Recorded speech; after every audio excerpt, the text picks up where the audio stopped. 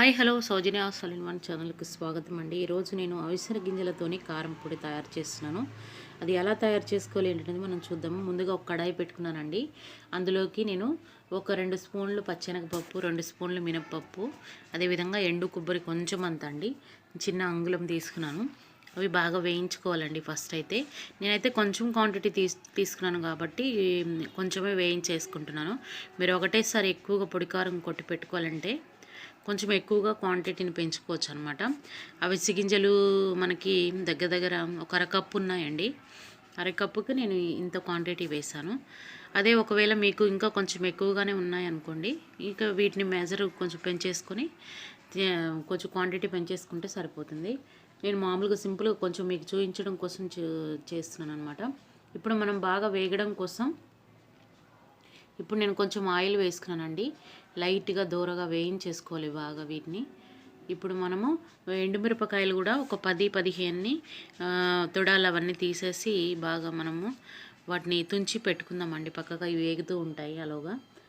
ఇప్పుడు వీటిని పక్క పెట్టేసుకొని ఇవి బాగా వేగాలండి. వెల్లిపాయలు మనకి దీనిలోకి చింతపండు, ఎండుమిరపకాయలు అన్నిటినీ రెడీ చేసుకొని ఉంచుకుందాము. ఇప్పుడు మనము ఈ అవిసె గింజలను కూడా ఇందులోనే వేసేసి వేయించుకుందాము. అవిసె గింజలు చాలా త్వరగా వేగుతాయండి. అందుకోసం అనేసి మనం ఎక్కువగా ముందుగానే వేయించకూడదు అనమాట. ఇవి వేడితోనే కూడా ఇదైపోతాయి అన్నమాట. వేయించేసుకొని ఈ అవిసె గింజలు వల్ల చాలా బెనిఫిట్స్ ఉన్నాయండి. అవిసె గింజల్ని కంపల్సరీ మీ డైట్లో చేర్చుకోండి. మధ్యాహ్నం అన్నం తినేటప్పుడు ఒక ముద్ద ఫస్ట్ అవిసె గింజల కారం పొడితో తిని ఆ తర్వాత మన అన్నాన్ని తిన్నామనుకోండి, చాలా మంచిదండి. ప్రత్యేకంగా అవిసె గింజలు నేను దాని గురించి ప్రత్యేకంగా బెనిఫిట్స్ కూడా ఒక వీడియో చేస్తాను నేను ఖచ్చితంగా. నేను ఆ వీడియో కూడా మీకు త్వరలోనే పోస్ట్ చేస్తానండి. అదేవిధంగా ఇప్పుడు మనం ఇవి వేగిపోయాయి కదా, ఇవన్నీ సపరేట్గా ఒక జార్లోకి తీసేసుకున్నాను నేను. అదేవిధంగా కొంచెం 2 డ్రాపులు నూనె వేసి వీటిని కూడా నేను వేయించేసుకుంటాను. ఒక 10-12 వరకు ఉన్నాయండి. కొంచెం ఎక్కువ కారం తినే వాళ్ళు ఉంటే 15 కూడా వేసుకోవచ్చు, నో ప్రాబ్లం. నేనైతే ఒక 12 దాకా వాటిని తుంచి ఇలాగే వేసుకున్నాను అనమాట. ఎక్కువగా కారం పిల్లలు కూడా తింటారు కదా, అందుకోసమనే దోశలోకి నేను ఎక్కువగా సైడ్ డిష్లో ఇది చట్నీతో పాటు సైడ్కి ఇస్తూ ఉంటానండి. ఎక్కువగా ఏదైనా పొడి దెబ్బలు ఏమైనా చేసినప్పుడు ఇవి వేస్తూ ఉంటాను. చాలా అంటే మేము ఎక్కువగా టిఫిన్స్లోకే ఇవి వాడతాము అనమాట. అదేవిధంగా ఒక పిడికుడు వచ్చేసి మనము ఎండి కరివేపాకు వేసుకోండి, టేస్ట్ బాగుంటుంది. ఎక్కువ వేసుకోకూడదు, కలర్ చేంజ్ అయిపోతుంది. కాబట్టి జస్ట్ అది ఫ్లేవర్ రావడం కోసమే వేసుకోవాలన్నమాట. అదేవిధంగా చింతపండును కూడా 2 రెక్కలు తీసుకొని మంచిగా దాన్ని నీట్గా దానిపైన ఇదంతా తీసేసి పొట్టు ఏమైనా డస్ట్ ఏదైనా ఉంటే తుడిచేసి అది కూడా వేసి వేయించేసుకోండి. ఇప్పుడు బాగా ఇవి కూడా బాగా వేగిపోవాలండి. అదేవిధంగా వెల్లిపాయలను కూడా రెడీ చేసి పెట్టుకోండి. దాంట్లో మనం లాస్ట్ ఫైనల్గా వేస్తాము. ఒక చిన్న పాయ అయితే సరిపోతుందండి.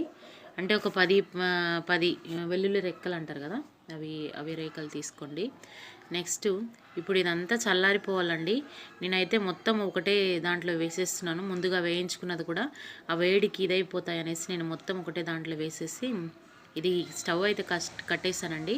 ఇప్పుడు అదంతా చల్లారాలి. చల్లారాక నేను మిక్సీ పట్టి మీకు చూపిస్తాను ఎలాగొచ్చింది ఏంటనేది మన పొడి కారము చూద్దాము. స్టవ్ అయితే కట్టేస్తాను. ఇప్పుడు నేను మిక్సీ పట్టుకుంటున్నానండి. చల్లారిపోయింది, నేను మిక్సీ పట్టుకున్నాను. ఇంకా కొంచెం మెత్తగా కావాలంటే కూడా పెట్టుకోవచ్చు. నేను ఎక్కువ పిల్లలకి ఇది ఎలాగిస్తానంటే దోశకి చట్నీ సైడ్కి డిష్గా ఇస్తూ ఉంటాను. ఏదైనా బోండా ఇలా చేసినప్పుడు సైడ్ డిష్ అన్నిట్లో, టిఫిన్స్లో వాటిలో అన్నిట్లో కూడా ఇది ఎక్కువగా నేను ప్రిపేర్ చేస్తానండి. అవిసె గింజల కారపొడిని ఎక్కువగా రెగ్యులర్గా చేస్తూ ఉంటాను నేను. కరివేపాకు కారం అని, అవిసె గింజల కారం అని ఇలాగ రెగ్యులర్గా చేస్తూ ఉంటానండి. అంతే అండి ఈరోజు వీడియో. ఈ వీడియో కానీ మీకు నచ్చినట్లయితే లైక్ చేయండి, షేర్ చేయండి, సబ్స్క్రైబ్ చేసుకోండి. Thank you for watching.